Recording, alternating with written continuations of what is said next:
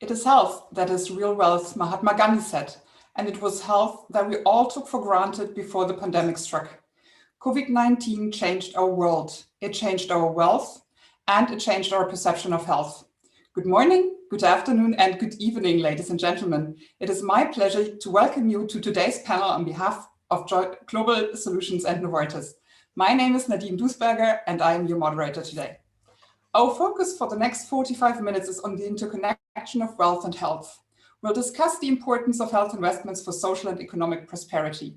We will demonstrate how perfectly they can be measured and devise how they bring a real return on investment. It is a pleasure to see so many of you listening to our live broadcast. This session is for you. We want to make it as interactive as possible. Therefore, I invite you to ask your questions via the chat box. We will then aim to answer as many of them towards the end of our session. But now, without further ado, let me introduce you to the fantastic lineup of panelists for today's debate. A warm welcome to Francesca Colombo, Head of Health Divisions, OECD. Alan Donnelly, Convener, the G20 Health and Development Partnership. Rifat Atun, Professor of Global Health Systems at Harvard University. And last but not least, Indranil Bagchi, Senior Vice President and Head, Global Value and Access, Novartis. It is an honor that you have accepted our invitation to this panel, and I welcome you on behalf of Global Solutions at Novartis. Rifat, Alan, Francesca, and Indranil, let us start with an assessment of the status quo. COVID-19's estimated mitigation costs on G20 economies and societies amount up to $12 trillion. The pandemic's financial and societal implications are far greater than the 2008 financial crisis. Rifat, could the global health crisis and subsequent detrimental health and economic crisis have been avoided if health investments had been seen as an urgency earlier? Yeah, thank you, Nadine, and thanks for the invitation, but also it's a real privilege to be part of this panel with such distinguished colleagues. The answer to your question is a definite yes. We went into the pandemic knowing that there would be one, completely unprepared. There was a lot of paper exercises, but when it came to the crunch, countries were unprepared, they were not able to respond. And what we've seen is that the health systems were not resilient to cope with the pandemic over a period of time.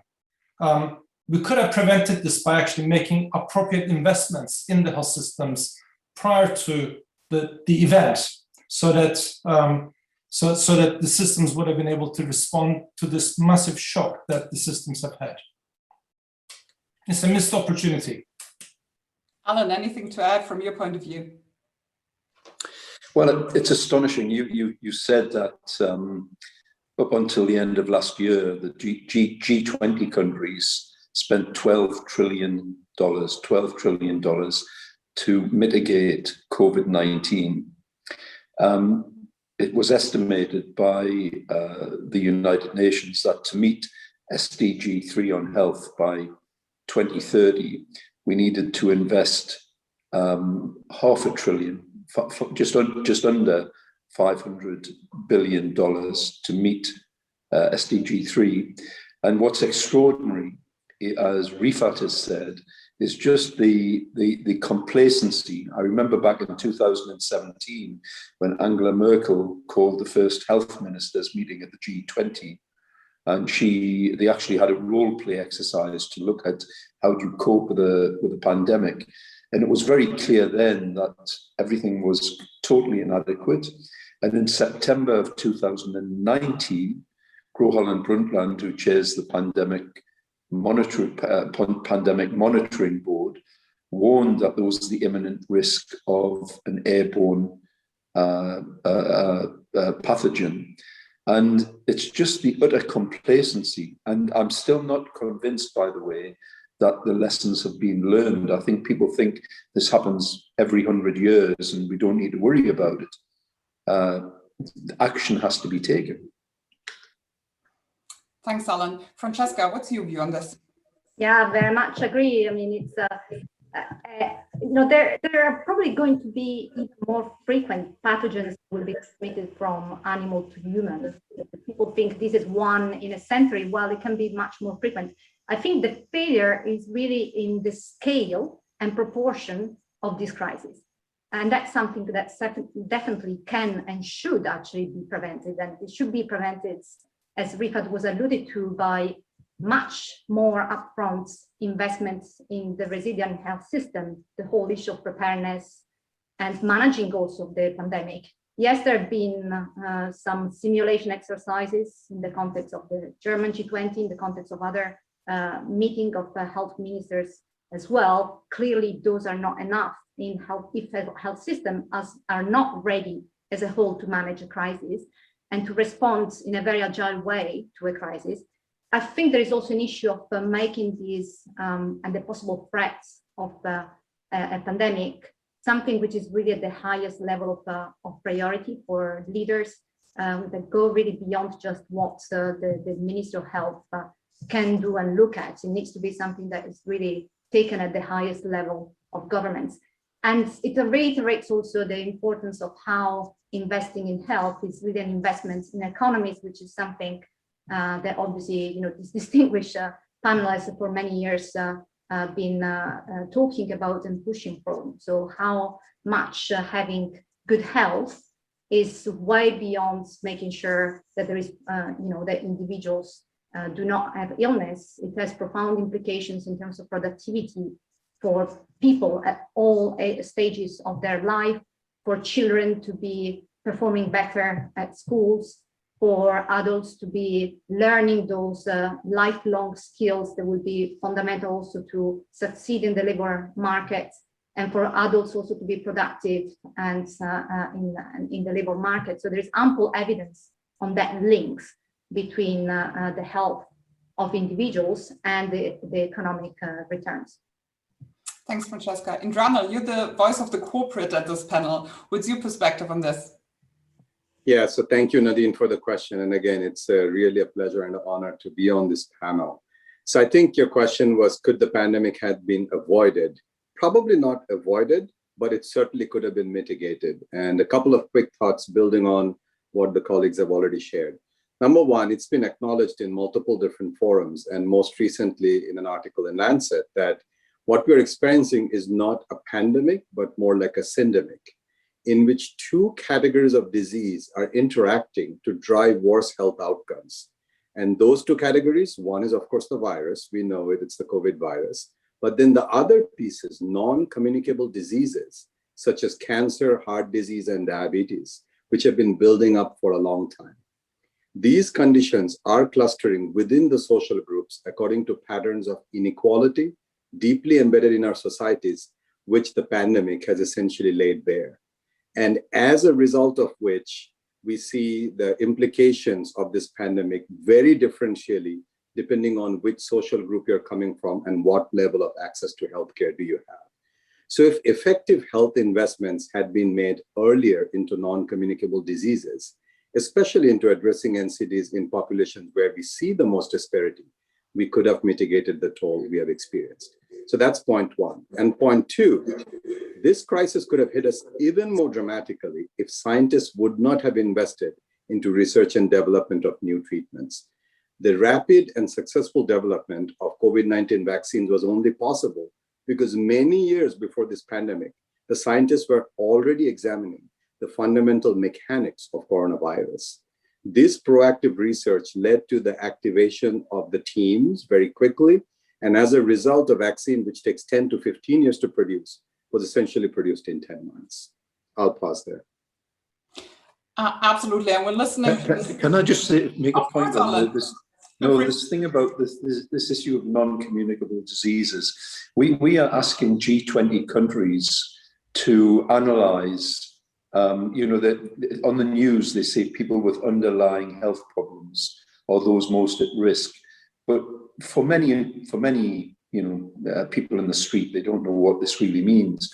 And we've started asking politicians to analyze how many people who were hospitalized and how many people who died had diabetes, cardiovascular disease, and respiratory problems. And as we come out of this pandemic, hopefully, one of the things we have to understand is that we need to promote a mechanism to tackle these non-communicable diseases, because it's a sign that society is incredibly weak if people have these underlying health problems, and we need to see the statistics on it. And I suspect when we see it, I believe that many of the people hospitalized and who died, who were not, it wasn't just because of their age, many of those people will have had cardiovascular disease, diabetes, or a respiratory problem.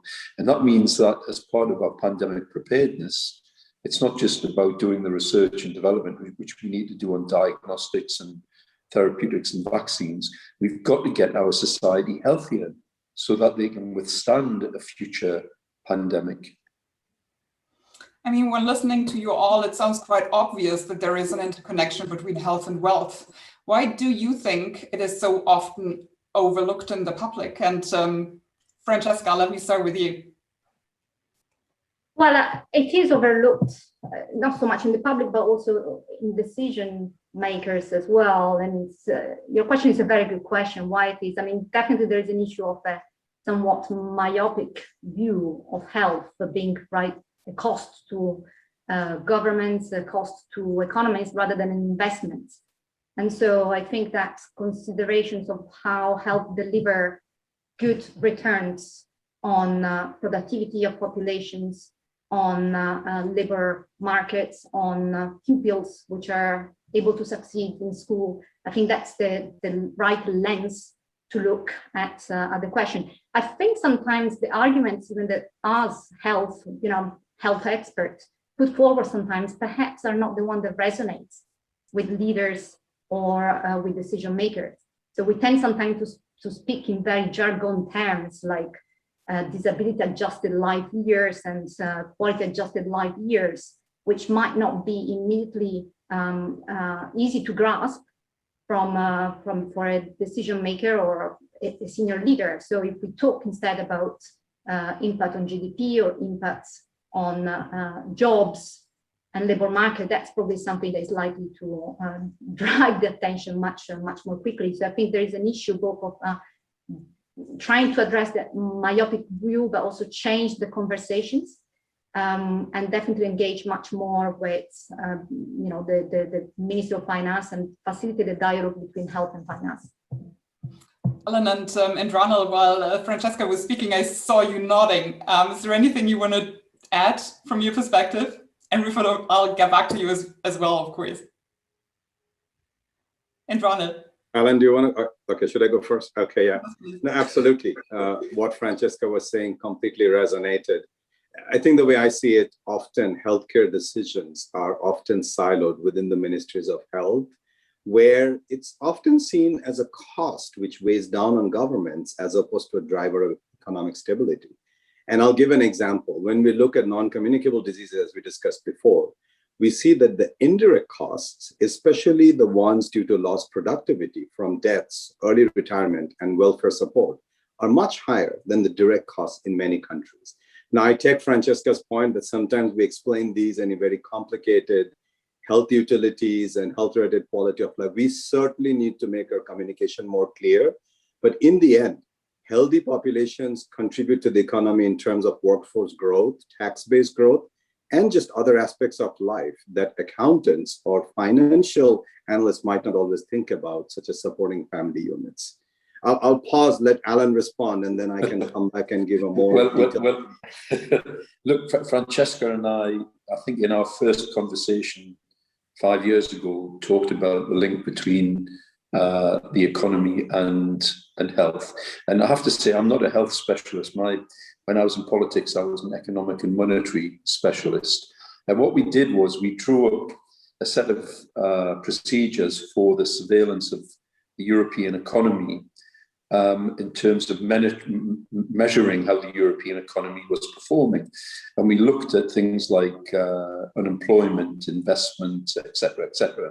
The IMF has a similar set of criteria annually when they assess a country's economic performance.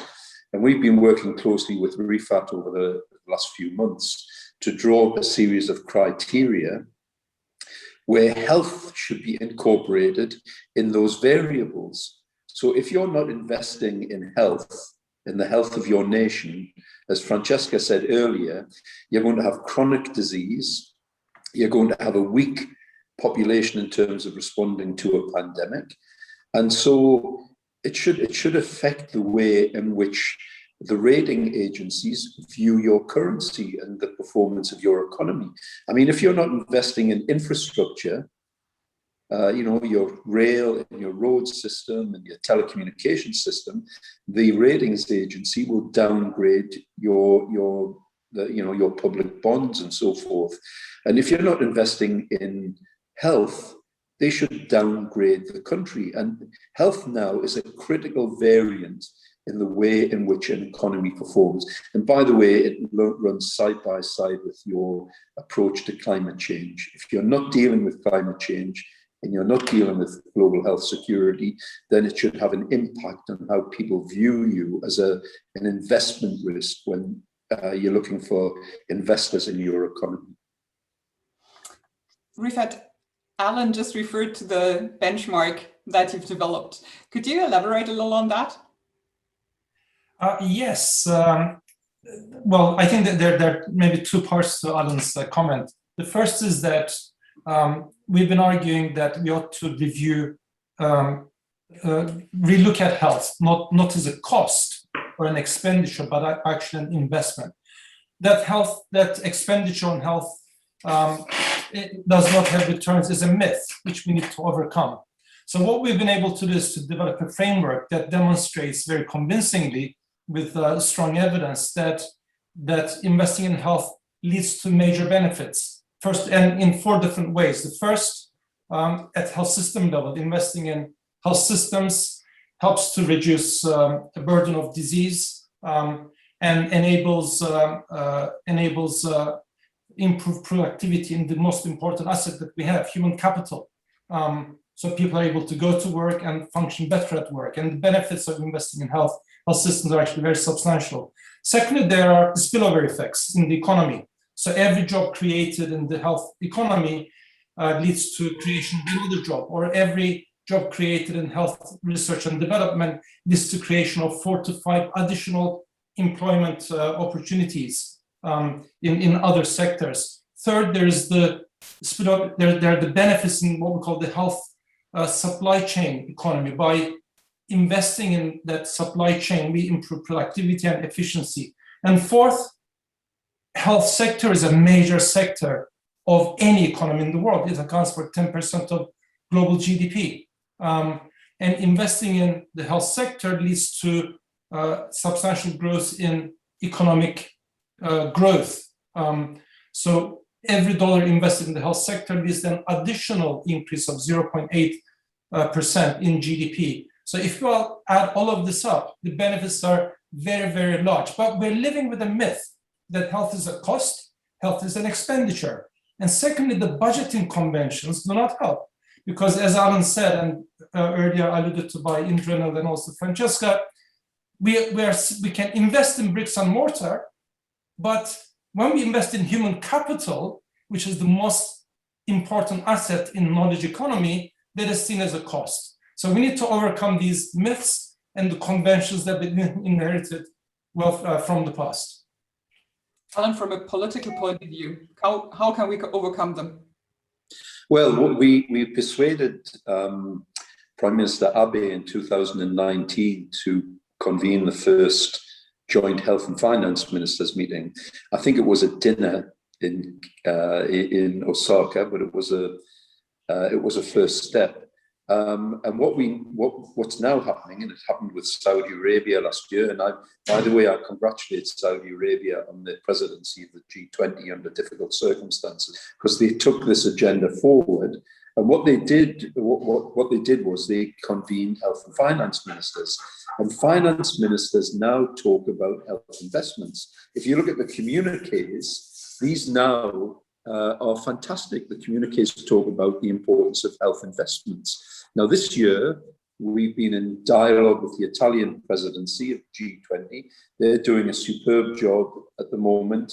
And I know from my discussions with the Prime Minister's office in Italy that the forthcoming health and finance ministers meeting, will look carefully at this issue of starting to redefine spending on health as investment. And also there's a great deal of support now for metrics that measure health investments. So we're making progress. And for me, this year, 2021, is a tipping point. And I think we can really change the narrative on this. And the big breakthrough, if you like, and I've talked to Kristalina Georgieva from the IMF about this, if we could get the European Union to recommend to the IMF, or if we could get the Italian G20 presidency to recommend to the IMF to include health as a factor in what's called the Article 4 multilateral surveillance procedure of the economy, what it would mean is that health would stand alongside employment and infrastructure investment and inflation as a factor in how a country's economy performs. And if we were able to achieve that this year, that would be a massive game changer for the IMF to say health must be incorporated in how you view the performance of a national economy. And I do think if we work together, we can achieve it this year. Thanks, Alan. Francesca, what Alan just said, so bringing the finance and health ministries together is also one of the recommendations that has currently been discussed. What would be the effect of that from your point of view? So bringing them closer together, even closer than they are at the moment. Well, definitely that would help to facilitate the dialogue, which I mentioned has been particularly important. But I think there are important conversations also that needs to be done. I mean, the one issue is to say we need to invest more. There is a second type of conversation which is quite important to be done, which is about what type of investments need to be made, which generate the highest returns on those investments. And I think that identifications of the key investment areas, it's also fundamental issues because you know, why we all agree that we need to invest and probably invest much, much more substantially. I mean, we have done some calculation ourselves for OECD countries that an additional investment in the order of 1.5% of GDP would be necessary to build resilience in a health system. It's quite clear that this also needs to come with a clear focus on value for money and delivering better outcomes out of that investment. Now, what could be those particular investment areas and pillars, if you want, which are important? We have looked at them in three main areas. One resonated with what was mentioned also on the issues of the more vulnerable people being those who are poor with multiple chronic conditions. So it's really the issues of fortifying some of the foundations of health system by really investment in the in people health and the underlying poor health determinants as well. So clearly the investment in preventative care, which by the way also means being much better able to control the spread of an infections through national laboratory network, for example. But obviously very much investing in prevention, which we keep on repeating is only 3% of total health expenditures. But there are also some other foundational investments, some core equipments, technical equipments, IT equipments, you know, even sufficient human resources which are needed to be mobilized in case of an emergency. And critical as a foundation is also anything that relates to the health information system, which have proved to be not resilient or strong enough in their ability to generate real-time data that can be used for quick decision making. I think some work we've done in the past, the OECD has shown that if you invest correctly in that digital transformation health system, for every dollar invested, you have returns in the order of $3. So 1 in 3 return, which is really quite important. There are obviously mechanisms for early detections of pathogens, which are clearly very important, reinforcing the R&D system. So all of these are really foundational investments that need to be done. And then there is a need to be much more agile and to have ability to deploy at the right speeds and scale a response when you have a possible crisis. And that has to do obviously with you know, making sure that you have sufficient supplies, that you have manufacturing capacity that can be mobilized quickly, that you have surge capacity is sufficiently resilient, flexible, rapidly deployable supply chains, all of things which are being talked right now, but are quite clearly critical for a very quick response in times of crisis. And lastly, there's fundamental issues about the human resources, because I think what this crisis has shown is that one of the major bottlenecks in our ability to respond to a crisis really has to do with having sufficient number of doctors, nurses, health professionals in general, which can be deployed rapidly, which have the right skills. And if we all that we done in this crisis, the health professionals are the ones that manage us not to have even a larger number of deaths into the current crisis, but quite clearly we need to invest more. And there is some estimates that WHO with OECD and ILO have done in the order of the shortage for health professionals globally being about 18 million between now and 2030. But quite clearly, if we don't mobilize health professionals and we are not able even to create a medical reserve in time of crisis, we will be not in a good place for any possible future crisis. So it's quite clear that those investments are fundamental. And it's quite clearly that we need also to think how to mobilize the financing to support those investments. Thank you, Francesca. In Ronald, Francesca just elaborated on agility, on human resources, on investment. Would you envision public-private partnerships to play a bigger role in addressing and solving those critical healthcare challenges and perhaps also those needs? Absolutely. We cannot do this alone, and public-private partnerships with national and local governments, stakeholders, academia, and others are crucial to essentially to lower our critical barriers to care along the whole continuum. So I'll give an example around sickle cell disease, which is a disease that significantly impacts, patients of African origin. And within the African-American population in the US, this is a US specific example, we noticed that there were treatment centers which were essentially for children, but not for adults. But in the end, the people most impacted by sickle cell disease are often considered super users. They end up going to the emergency room and using significant amount of healthcare because they haven't had access to the continuum of care and be able to treat the disease as and when it first shows up. So we were able to work with the government and essentially change the law where these pediatric treatment centers were expanded to also treat adults. As a result, the adults would seek care and get caught within the system early enough that they didn't have to go and use either emergency care or hospitalization. So that's a perfect example where we're able to partner with the government, in this case, the California state government, to be able to change the laws and make sure more people can access the help that's available.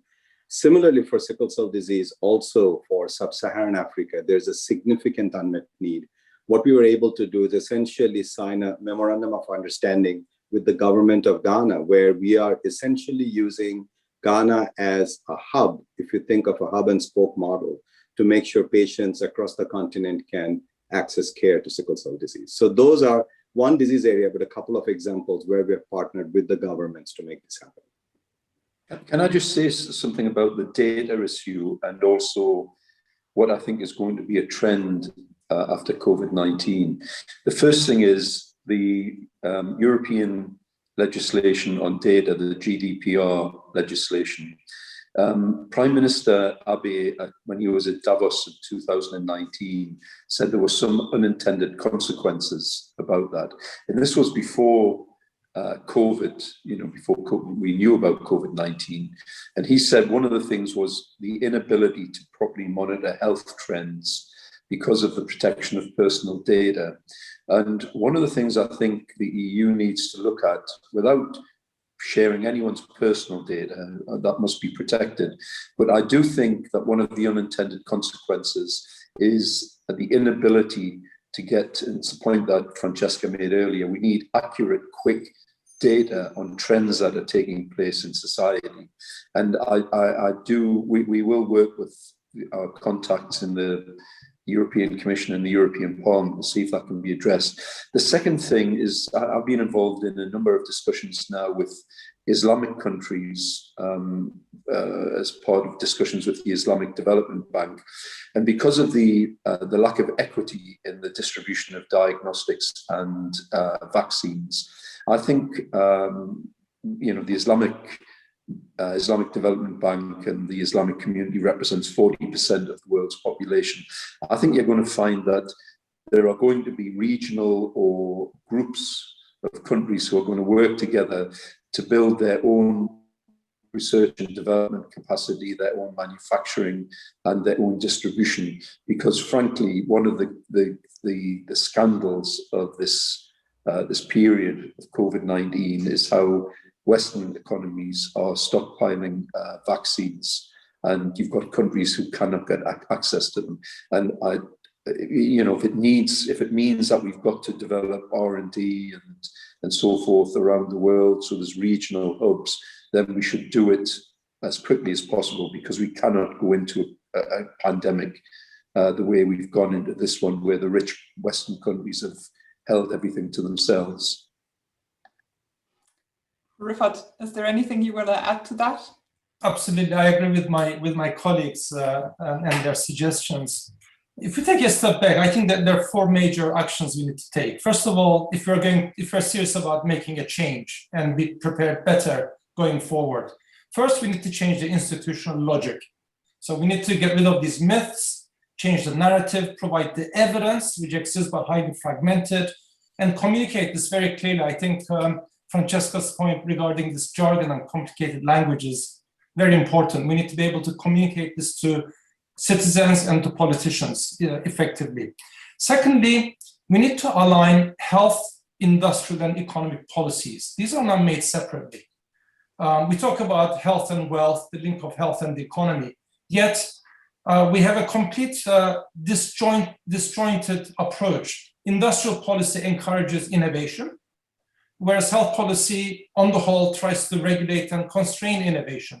And the economic policy doesn't really take into account the contribution of health to the broader economy. So we need to bring this together and have joined up governments. The third is innovation. We need to innovate in health systems. We have a renaissance in innovation in relation to medicines, diagnostics, health technologies. That is 20% of the budget of our health expenditure in a health system.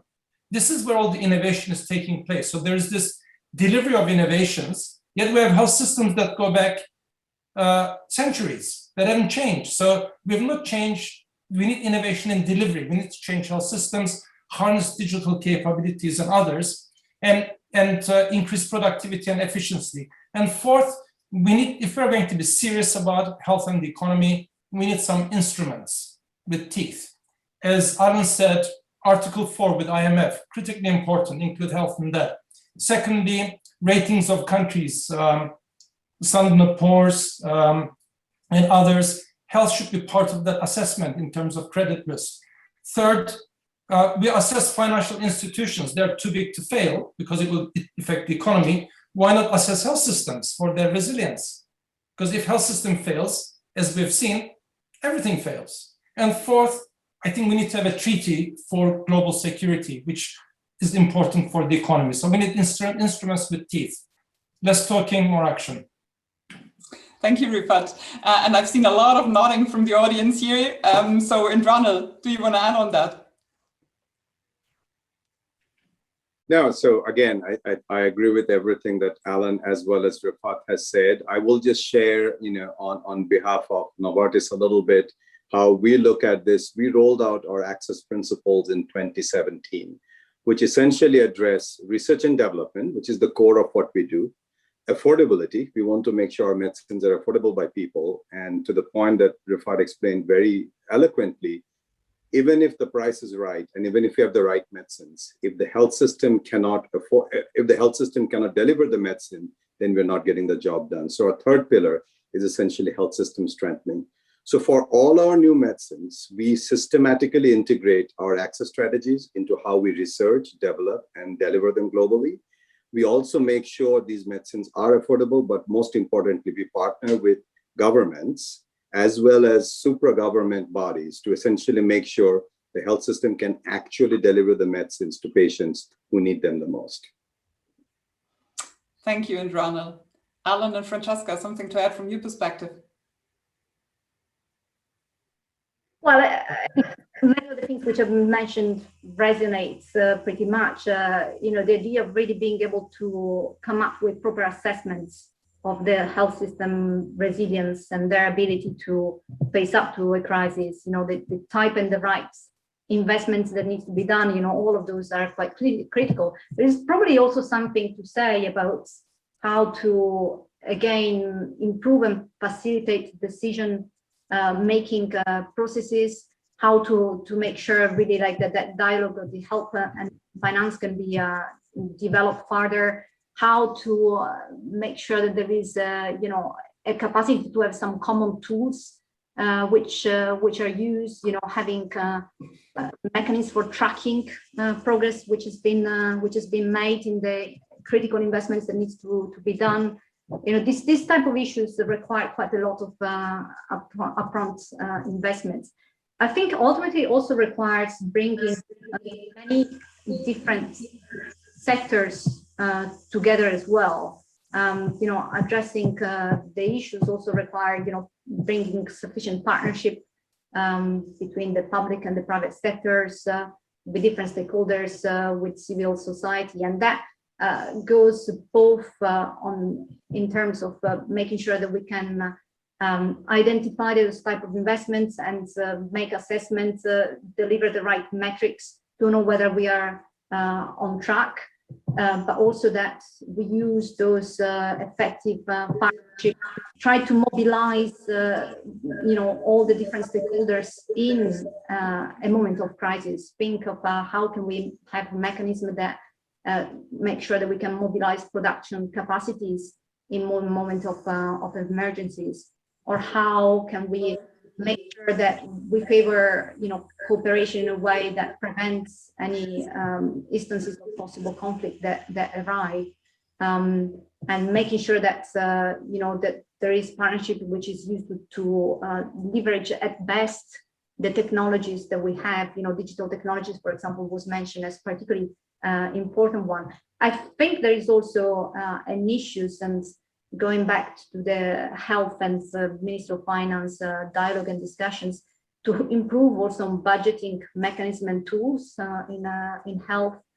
Very often those budgets are made on a yearly basis. When we talk about investing in health, we probably need to think of a multi-year planning framework with very clear transparency about the type of investments which are made, the type of spending targets, but also that transparency can probably help to ensure that there is more predictability of the investments that can be made, and possibly also trying to link where we invest on health to strategic health objectives. So it goes back to the issues of where do we need to really to invest, but making sure that the budgeting tools that we have then match strategic health objectives which are decided upfront. So I mean, quite a lot of tools that needs to be worked on and leveraged upon, but certainly budgeting tools and leveraging also the partnership between different stakeholders. That's something that can be further improved. Just very briefly, I've just got one comment. I think there's a real democratic deficit which we're in the G20 Health and Development Partnership trying to address. As we've been working over the last 5 years, what we've discovered is that you have ministers who meet and they agree grand statements and declarations, and then these things just sort of disappear into the sand.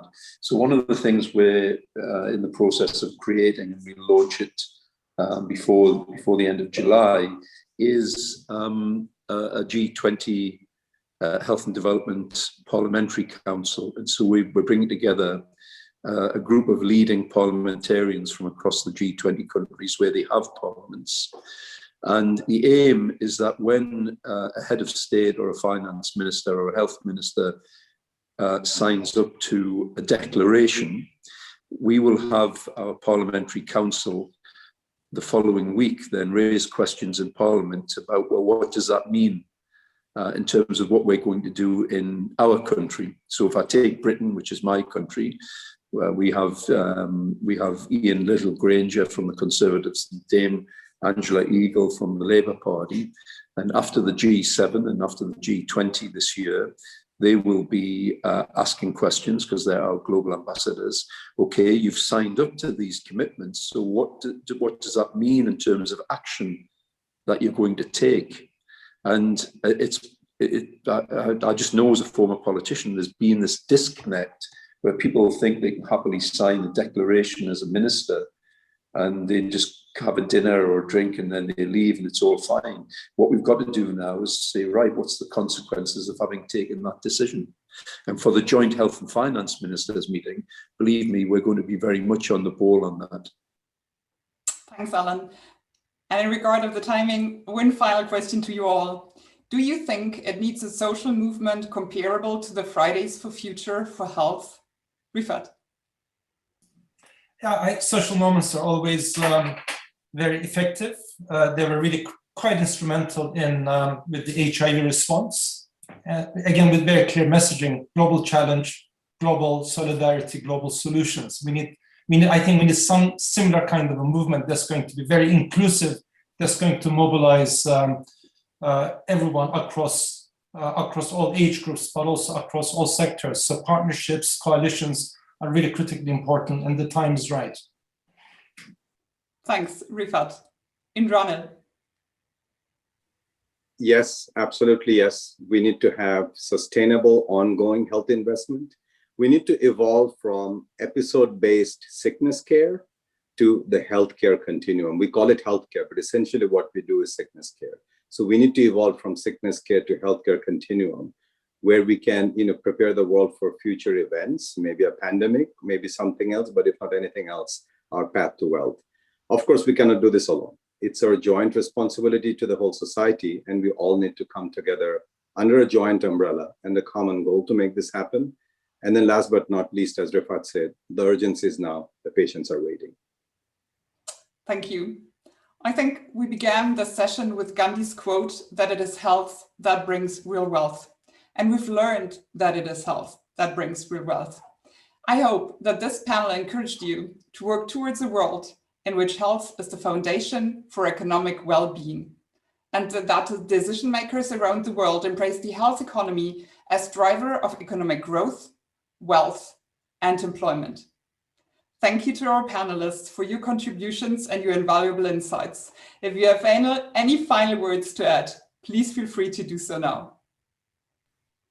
Maybe just one thing, because the question that was made about social movements, I think needs even more than a social movement. We really need to have the political commitments kept at the highest level, because we know what can be done, we know what should be done. We know what is demanded also from citizens, from patients and support. I think it's a matter really of getting things into action. I think right now probably there are the conditions in place to make sure that transformations can really take place. I mean, if we don't take the opportunity of this tragic crisis to make change, that would be a really lost opportunity. But we can do it. I mean, it can be done. Thank you, Alan. Final words from you, Tom. I would just say that I think this year, as I mentioned earlier, I think it's a tipping point. And I think there is a real opportunity when you talk about a social movement. There's a real opportunity if partners come together from the private sector, the public sector, academia, multilateral institutions. There's a tipping point here to incorporate health investments in the way in which we view the performance of our economy. And if you're concerned about growth, or you're concerned about employment and a future for our young people, then you have to build health security at the very center of it. And this is an opportunity this year. Thank you all. And Rifat? Final comment. As the saying goes, never let a crisis go to waste. And this has been a major crisis. What would be very sad and actually irresponsible is to go back to business as usual as we were before this pandemic. That would be completely unacceptable. So I think the social movement, which is critical to and coalition of partners is critically important to influence politicians and policymaking, both politics and policies, to ensure that we emerge from this pandemic with the will and the right investment to transform health systems for a better future. Thank you so much. Thank you so much, Rifan. Thank you to you, our audience, for listening, for discussing with us, and for spending time on a Friday with us. Stay safe and stay healthy, and have a good rest of the day. Goodbye.